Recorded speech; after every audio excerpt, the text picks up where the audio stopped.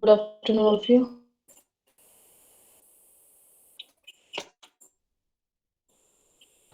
Good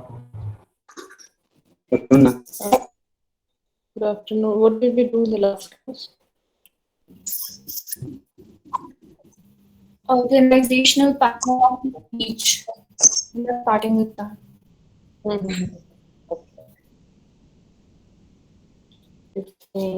2 minutes.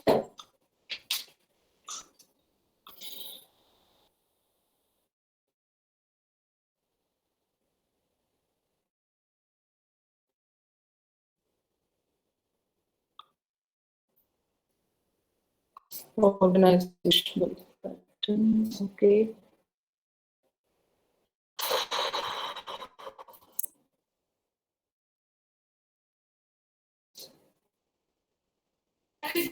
Hello.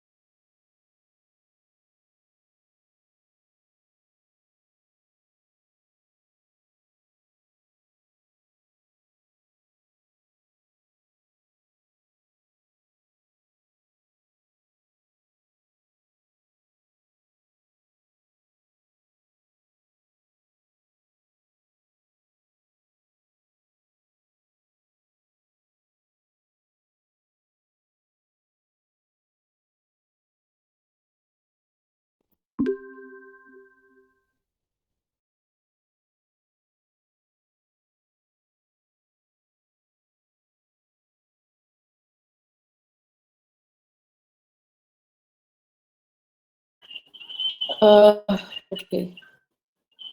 Okay, Anisha. So where were we? Did you say?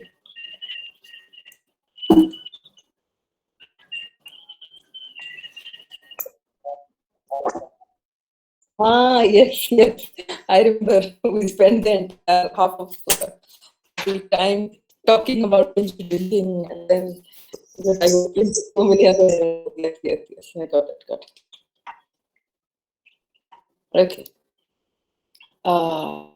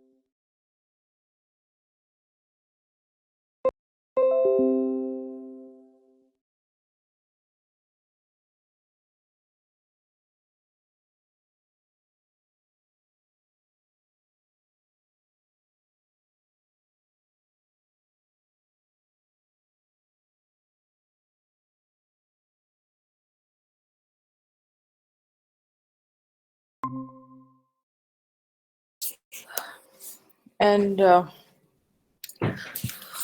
we then have cause and effect. What are the effects of certain causes? Then problem and solution. This is the problem, this is the solution. So these are some of the organizational patterns in which we can organize the outline or the framework of our speech. Make sure you use transitions to create a parallel structure or flow between main points and subpoints. So, transition are the words or phrases that show a relationship between or bridges two ideas. We can't give in a lot of concepts and ideas. I mean, just in a very haphazard way.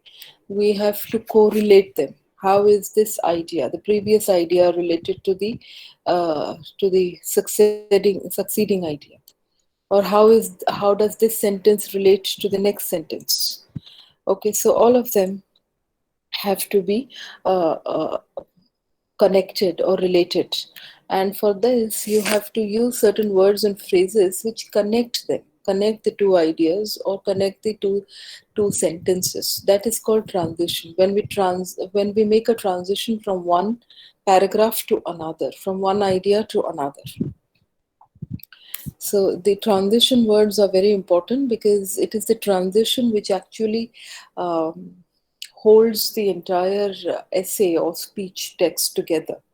It is like the string, okay, that holds the garland together. So it is the string uh, within, and it is very important.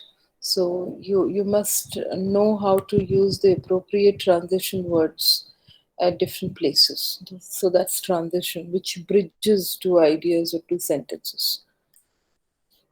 So uh, transitions. The supporting materials that are used to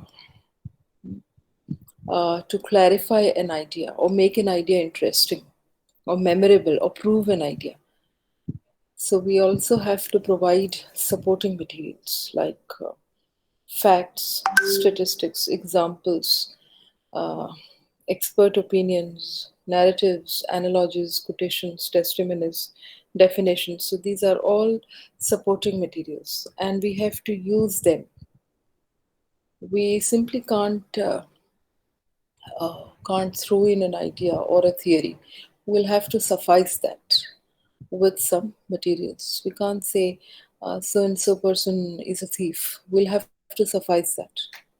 How did I go on to, how do I prove that he's a thief? I'll have to provide certain examples, uh, opinions, or testimonies. So for every claim that I'm making, I'll have to back it up with certain evidences. So, and they are called supporting materials. So, with each idea that you present, you have to support it with a line or a two. For example,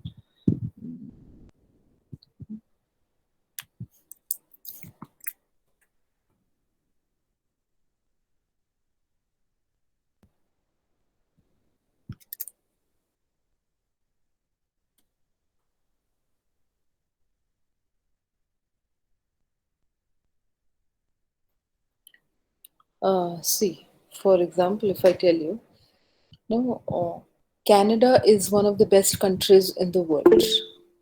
Now, when I'm saying this, I'll have to. Oh, good morning, Ishi.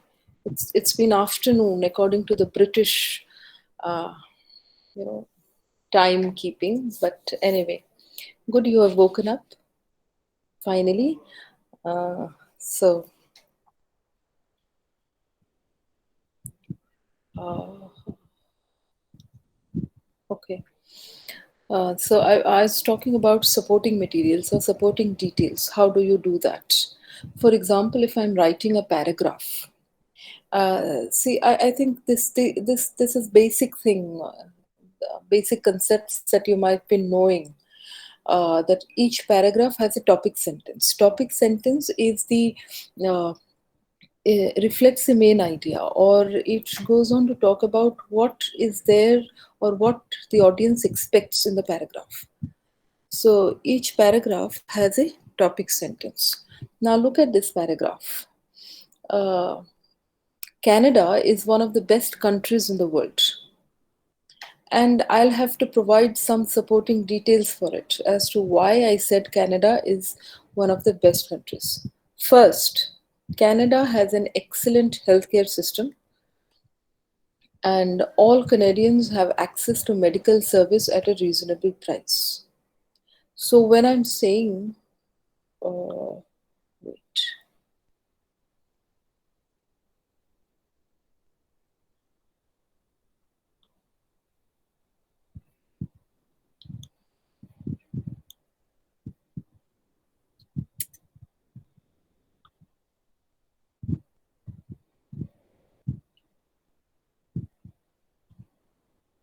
okay,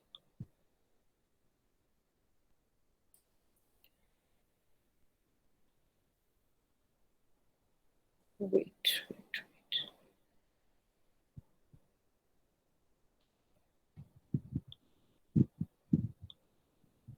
So when I'm saying, let me show you this thing, okay, then you get.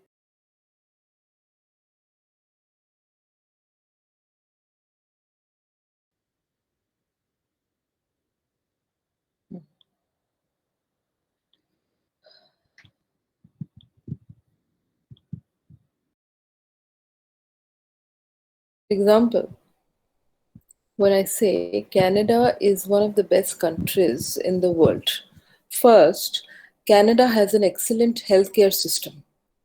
Now, when I propose that Canada has an excellent healthcare system, this is the idea, the sub idea.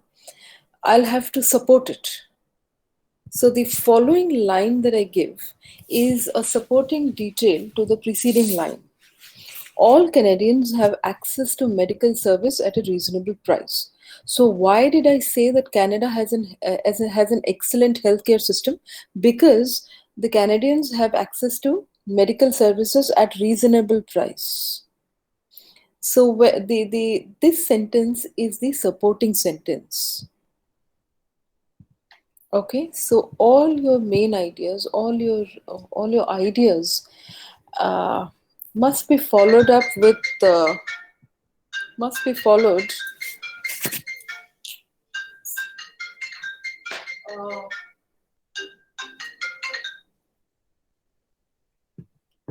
well, it must be followed with certain supporting statements.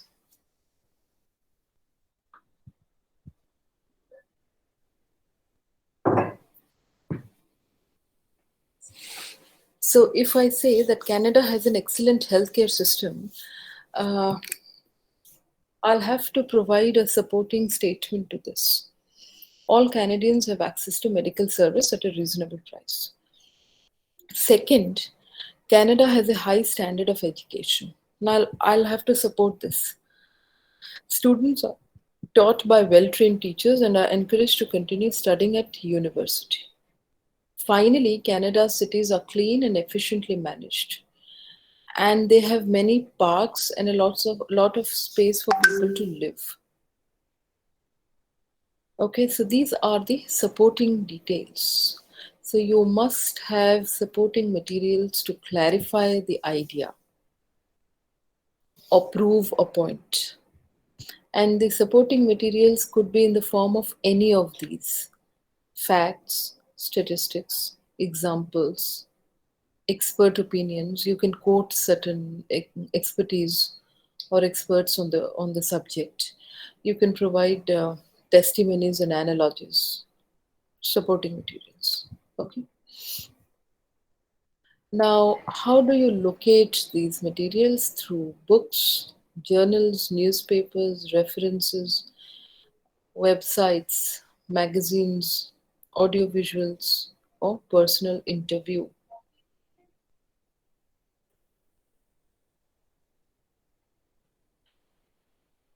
Now, what is a strategic organization? How do you organize your speech in a very strategic way? When you put a speech together in a particular way to achieve a particular result with a particular audience. And we have talked about some of the organizing pattern. So you have your main points, the major points developed in the body of the speech. Okay, that's the central idea, and the central idea might be again further subclassified into certain ideas. So ideally, your speech should contain 2 to 5 main points, not more than that. And that main points have to be elaborated with supporting materials. So 2 to 5 main points does. So but you must have a central theme. The central theme uh, is, is the focal point of your speech. What is your speech revolving around? What is the focal point? And to suffice that, you have to add an additional 2 to 5 main points to your speech. Uh, now the problem and solution order that we were talking about, it is a method of speech organization in which the first main point deals with the existence of a problem, and the second main point presents a solution to the problem. So you have the problem, and then you go on to give the solution to the problem. In a topical order, the main points are divided into logical and consistent subtopics.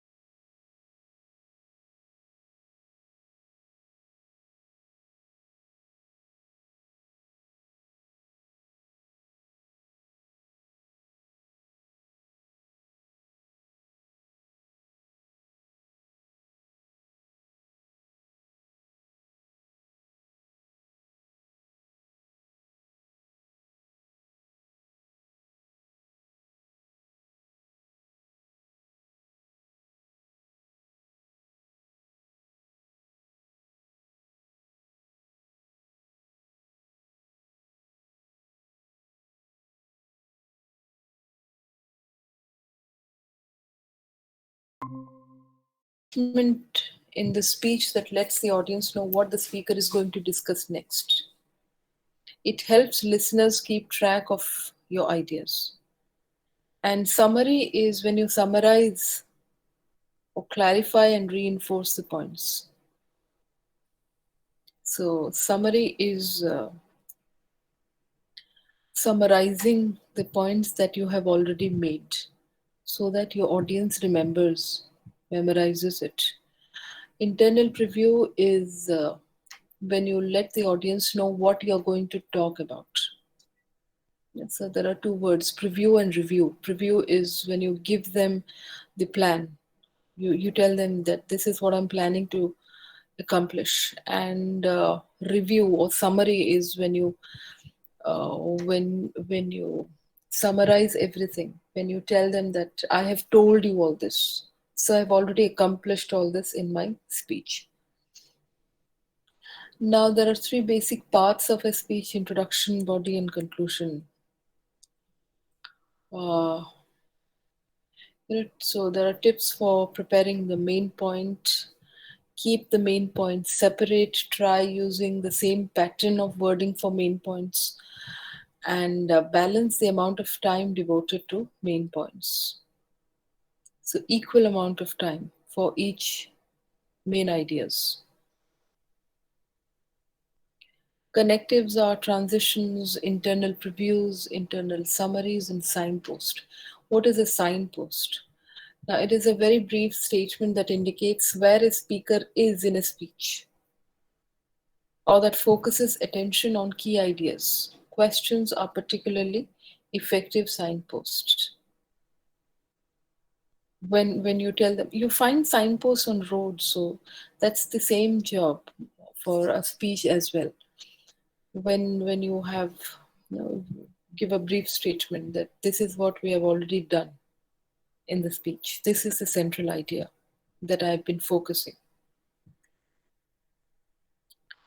Uh, Now, the four S in developing the key ideas are signpost, state, support, and summarize each idea. So, signposts are words like initially, first, second, and stating the idea is each major idea needs to be worded precisely, and main headings should clearly state the point you will develop. It should be worded as complete sentences, should be parallel to other ideas, and should summarize the speech. Now, supporting the idea or signpost or states, uh, you have to give examples. You have to define, make comparisons through stories and narratives. Summarizing the idea. I mean, this I've been telling this. So, uh, okay, now keep it moving in a psychologically meaningful way. So whenever you're closing in with a key idea, whenever you're summarizing, uh, keep it moving with something in a meaningful way. All right. So that is organizing the body of your speech. Now what we are going to do is we go on to the next unit, important unit. We have already done fallacy, isn't it? Fallacy has already been done, I guess. Okay. Yes, sir. Now we come to reasoning. And I'm sure most of you might be playing video games and violent video games, isn't it? Do you play video games, all of you?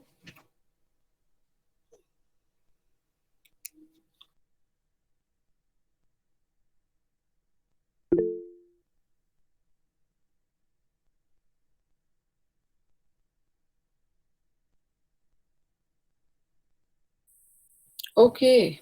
Oh, yeah, see. So all of you. Okay, so we come to the next unit, next chapter, important chapter, reasoning.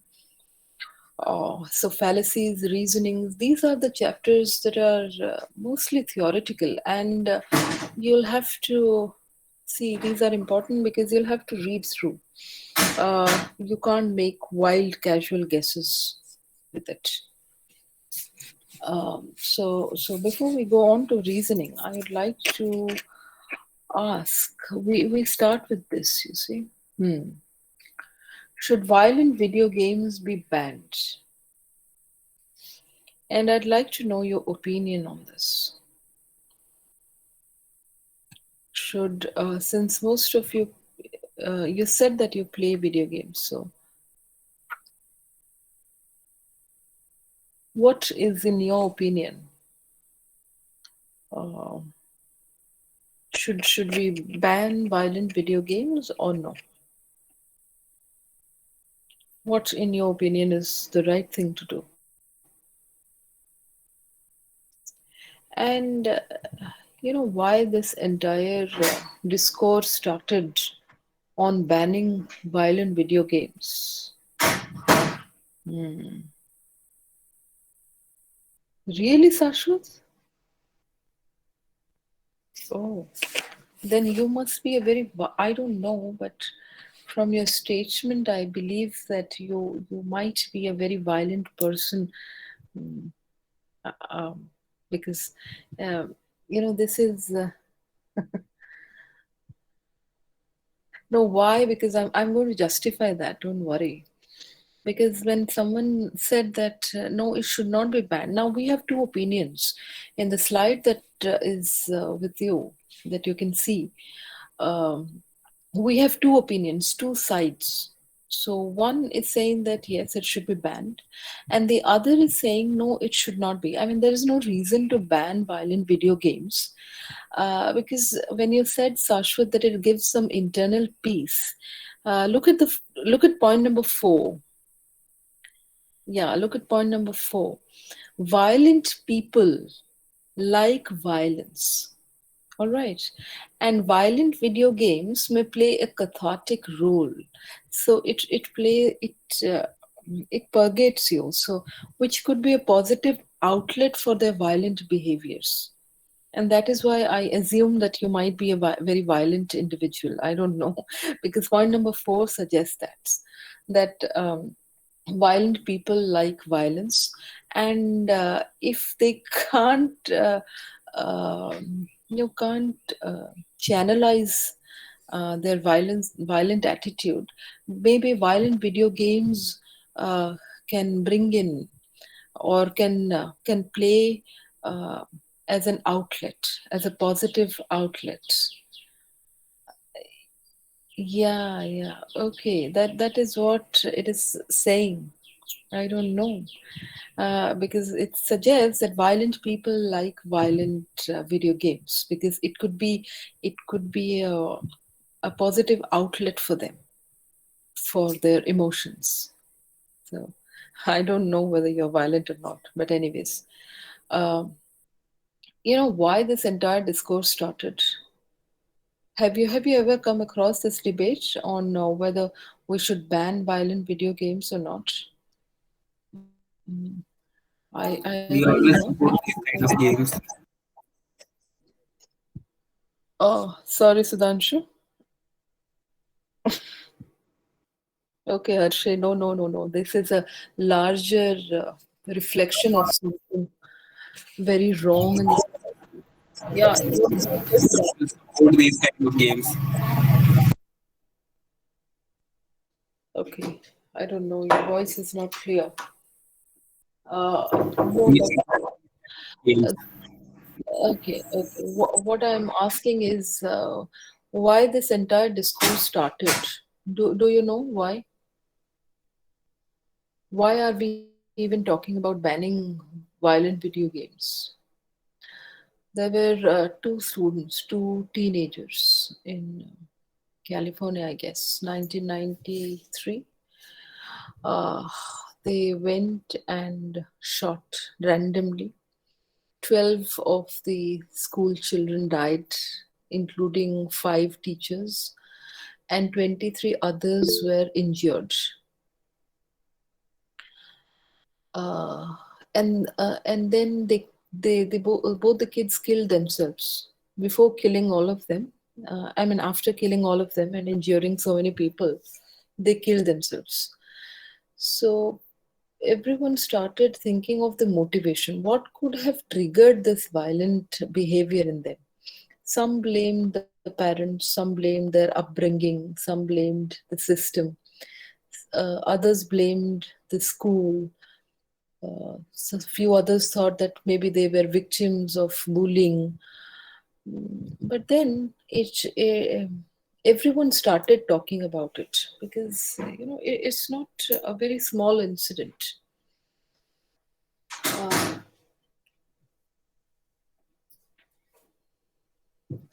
Now this incident is not a very small event. So when everyone started talking about it, uh, there were psychologists who said that this this could be a reflection of something larger going on in the society. This is not only a mere routine event or something very unusual, but this reflects something. um this reflects it. a culture of violence in the United States. So they all started blaming, they all started introspecting what is particularly wrong. Is it like, are we making our kids grow in a culture of violence and aggressiveness? And what are the causes for these violence? And most of them pinpointed it to the violent video games that kids play. So they said that even there were debates about the cartoons, like cartoon shows like Tom and Jerry. I mean, we watch it for fun, but then they started talking about the kind of vengeance and the series of violent acts that the cartoon characters presumably no act. So they started talking about they started linking this tragedy, this tragic event, with a culture of violence, and they thought that yeah, mm, that one of the reasons, and very notable reasons, could be the these teens, I mean these kids' obsession with violent video games. So that could have motivated them, triggered them somewhere to act violently. And that is why uh, there was this ongoing discourse and debate on banning violent video games. Now we have two sides of the debate, of the discourse. One of them says that there are longitudinal evidence that the more the children played violent games, the more aggressive they became. So, violent video games teach violence as a means of problem solving. So, they said that violent games teach violence as a means of problem solving.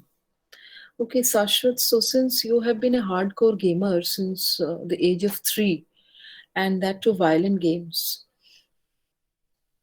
you might be it's time, I guess you must introspect, isn't it?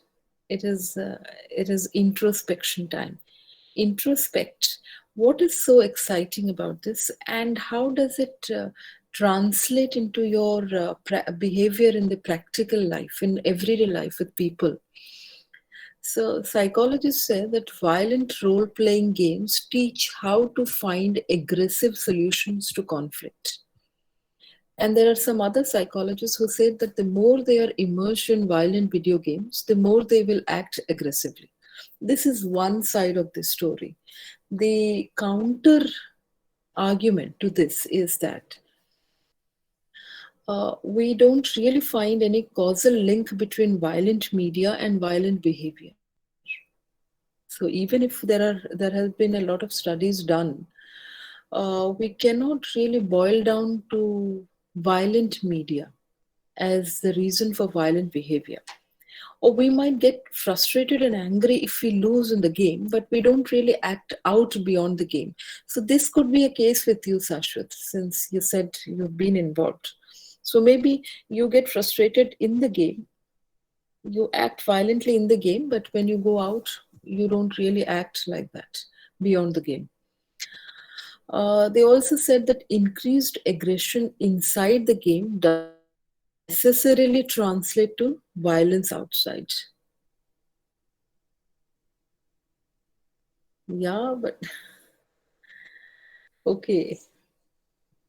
Or violent people like violence, and violent video games may play a cathartic role. So this could also be a possibility, that when you don't have a proper outlet for your violent or aggressive behavior or triggers, maybe violent video games help you achieve that, help you do that. So it acts in a more cathartic role by giving you a positive outlet for your for your violent behaviors. So this could also be a possibility. Now the question is, which which uh, you know uh, Which reasoning did you find more effective? Whose side of the story, whose argument had the best reasoning? So, my question is which argument had the best reasoning?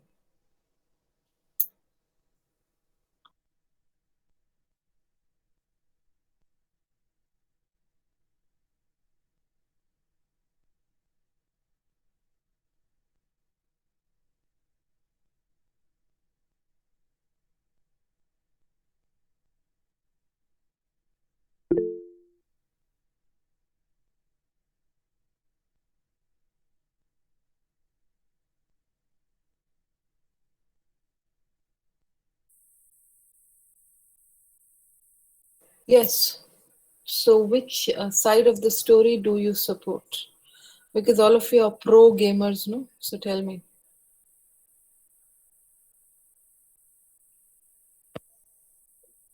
Mm, okay.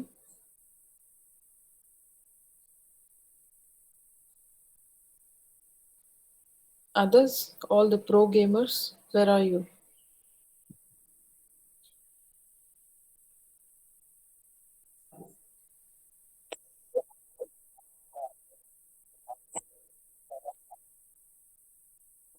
Hmm,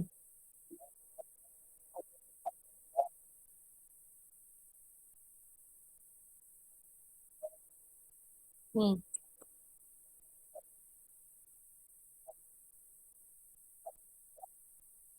hmm. But in the long run,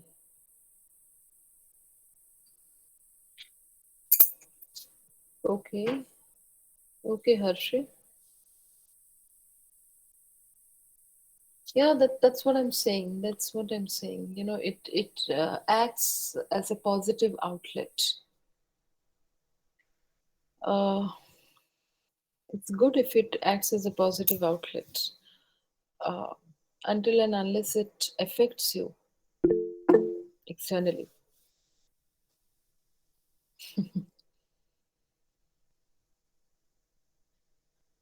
So until and unless it translates into something very aggressive and violent outside, it is good. Okay, so most of you find the second reasoning, the second argument very compelling. Now let us look at what reasoning is. So after reading this chapter, you will learn about the role of the advocate, know the relationship between formal logic and practical reasoning, understand reasoning as inference making, identify the six types of inferences, which are quasi-logical, analogic, generalization, and argument from example, cause, coexistential arguments, and dissociation. Now, defining reasoning, it is a process of making clear how your evidence supports your claim. So you have a claim to make. You are making a claim and you want it accepted. For that, you have to provide evidences. But most of the time, you have to link up. You have to connect that evidence with the claim, because and that connection, that linking is important, because most of your audience or recipient would fail to understand how your evidence is linked to your claim. Suppose you're given a problem and then you simply state, uh, let's say, you simply state Newton's third law of thermodynamics. Now, the recipient may not be aware that you're trying to provide Newton's law as an evidence, because you never linked it. You simply state the law and you keep quiet. So how does the recipient know that this is a link? This is an evidence that you're providing for your claim. You have to tell them. You have to articulate that. You have to link it, and that linking, that connecting the evidence with the claim is is known as reasoning. So it is the process of making clear how your evidence supports your claim. You state a claim and then you provide an evidence. You say that well, Odisha has a long history of Buddhist tradition. That's my claim. And then I go on to say that we can look around Khandagiri and Udaygiri. So what? Now the recipient, the audience will ask me, so what? Because I gave you a claim and I provided a piece of evidence, but I never connected it. And when I don't connect it, not all of my recipients are wise enough to make an inference. They can't infer. They can't draw logical conclusions. So I'll have to clarify that, or I'll have to make that connection very evident, very obvious. So you will have to connect your evidence with the claim. And this connection, this connecting or connectivity is called reasoning. So I would go on to say, you see, there are a lot of Buddhist artifacts in Odisha. So long before Ashoka came to conquer Kalinga, to attack and massacre and conquer Kalinga, we find a lot of monuments and artifacts and literature which suggest that uh, there was there was a preeminence of a Buddhist culture in Odisha. For example, the monuments like Khandagiri and Udaygiri and the artifacts that are there now in the museum suggest that uh, we had a Buddhist and Jain tradition in Odisha. So I'll have to link my evidence with my claim. That act of linking is known as reasoning. So it explains why your piece of evidence are important to your claim. Why should I even name Khandagiri, Udaygiri, and other Buddhist artifacts? Why am I naming them? I have to clearly articulate that because this is a crucial piece of information or evidence that I'm providing you for the claim. So it helps persuade a reader uh, to that your answer is correct, to suggest that your answer is correct. It creates a link between your claim and evidence. Can be written sentences or so reasoning can be a written sentence or can be shown as math work. And some of the ways in which you start your reasoning, some of the phrases in which uh, the recipient can know that this is the part of reasoning is this evidence is important because, or this means that, or this shows us that, or therefore. So all these are ways of providing or giving or articulating your reasoning. How do you make the connection between the evidence and the claim? And this is important. You have to make the connection because it is the connection which actually provides grounding to your argument. If you don't provide the reasoning, how else do we know that this is the evidence you're providing for this claim? So reasoning is very, very crucial. And a few days ago, we talked about the reasoning fallacies, how we make a lot of flaws in reasoning. So reasoning is the rational link between the evidence and the claim in the argument. It authorizes the step arguers make when they connect an argument's evidence to its claim. Same thing. So when we reason, we make connections, we make distinctions and predictions. and we use what is known or familiar, which is the evidence, to reach conclusions about the unknown or unfamiliar, the claim. And in the process, we might break a whole into its component parts. So, if we are trying to reason out, or if you're trying to analyze the individual parts that compose a whole, then we'll have to break it, or we might consider the precise ways in which the parts are connected, or extrapolate from a situation we can see to some underlying condition or thing about the world and how it operates. So we'll have to find out connections. For example, if I tell you, mm, pal, comrade, friends, companion, how are they connected? I give you words and I say, how are they connected? Because they are synonyms. They're connected because they are synonyms.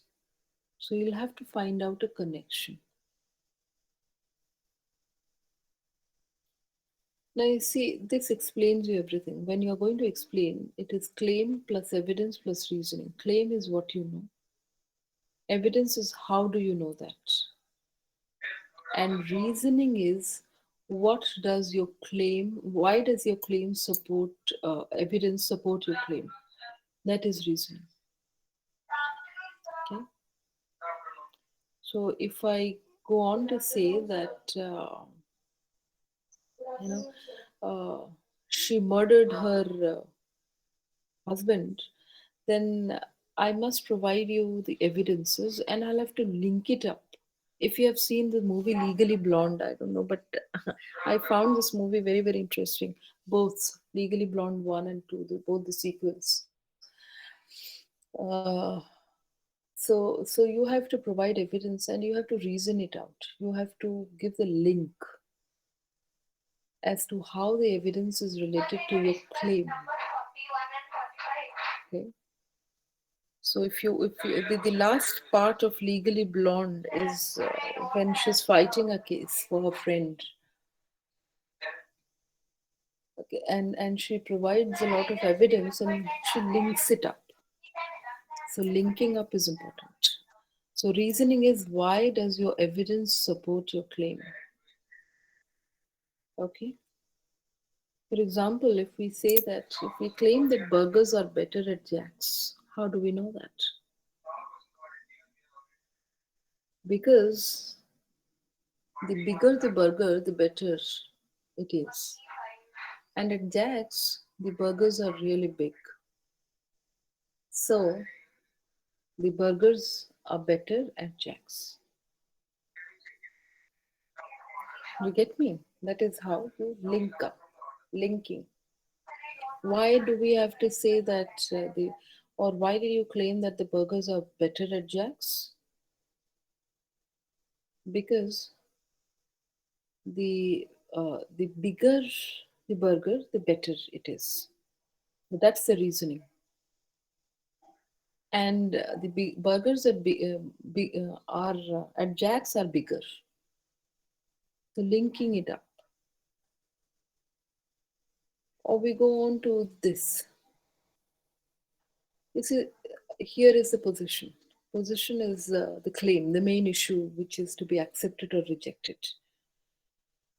Uh, we should alleviate urban water shortages by redirecting agricultural water to the cities. Now that's the claim. That's my position.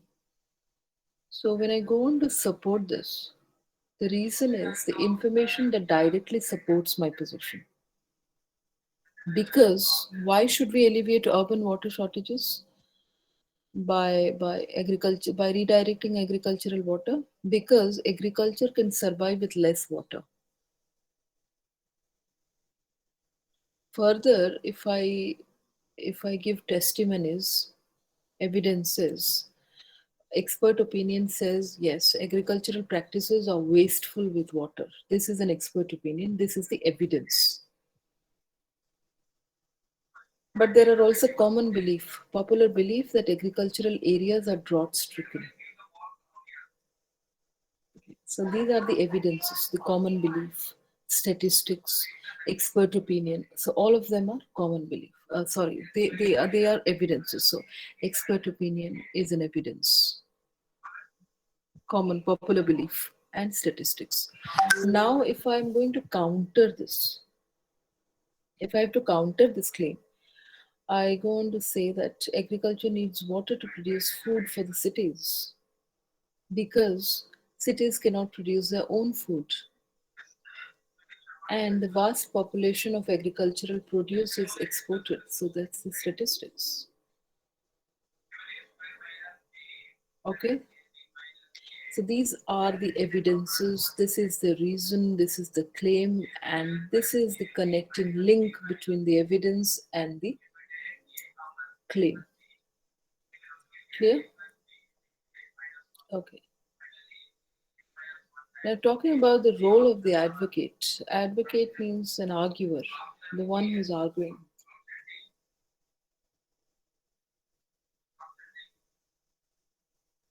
Now, competent arguers can evaluate their own and others' reasoning. So, competent arguers can infer, even if you don't connect the evidence with the claim, they will still be able to infer and construct good arguments, identify the unstated assumptions and connections people make in their arguments. Sometimes we don't state or articulate it very directly or clearly,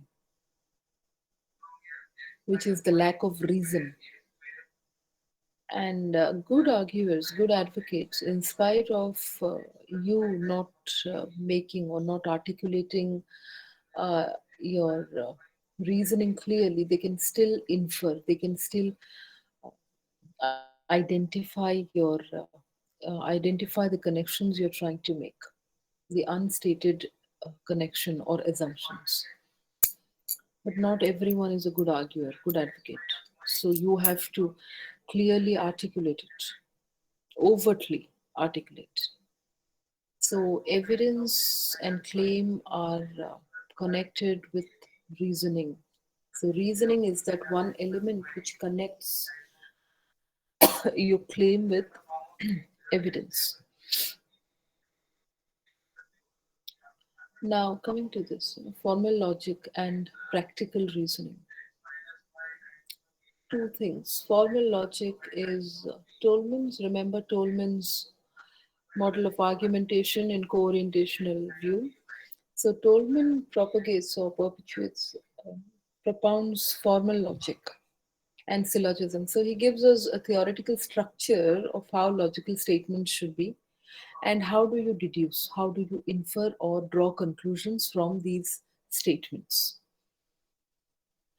But there were two philosophers, two rhetoricians, Perlman and Titeka, who found that working only on formal logic doesn't really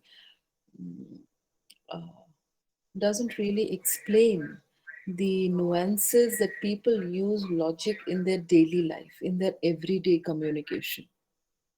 So there has to be, and in everyday life, in our everyday communication, we don't really go on to build syllogism, to logical statements, theoretical logic. So there has to be something that people are using. And they studied all kinds of people, all varieties, from all spheres, lawyers, scientists, rhetoricians, public speakers, marketing people. And while studying, they tried to know or tried to find out how they build, how they develop their argument. What they found was interesting. They found that they don't solely rely on formal logic. Okay, they constructed their arguments with an audience in mind, and this is where co-orientational view of argument comes in, where the audience is very crucial for making and constructing arguments. and they make use of these arguers make use of reasoning forms recognizable to their audience. So the arguers do not make arguments in vacuum, in space.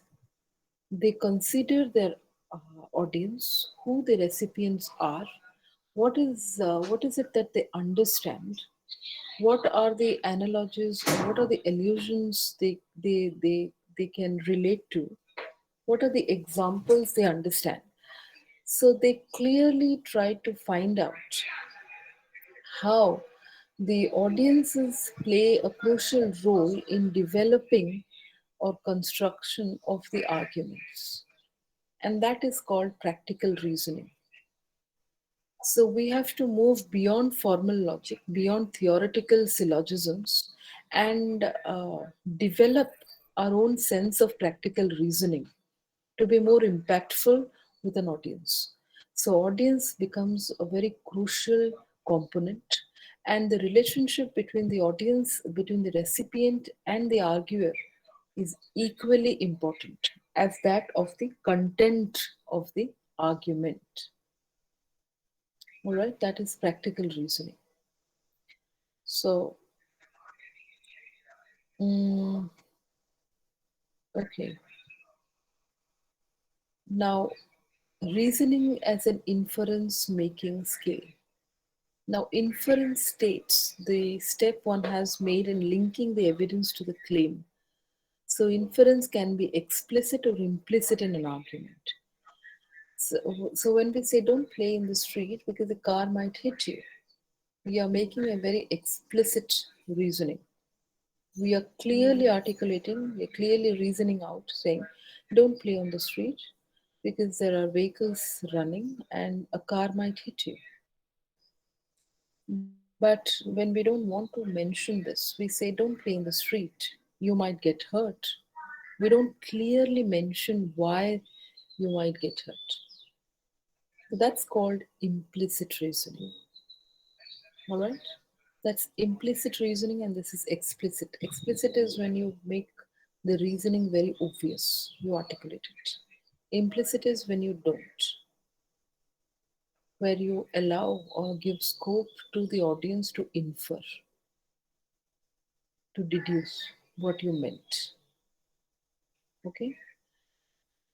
So that's, and we'll deal more with inference making in the next class. And I would also urge all of you to complete your PowerPoint presentations in the lab, right? So I'll see you in the next class, guys. Thank you. Thank you, ma'am. Thank you, ma'am.